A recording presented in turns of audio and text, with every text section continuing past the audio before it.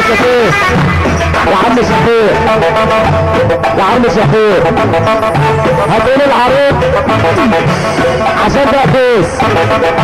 هتقول العروض اللي يحب النبي يساعد العريس والعروسه كده يلا يا شيشه اللي يحب النبي يساعد معانا العريس والعروسه كده يا شيشه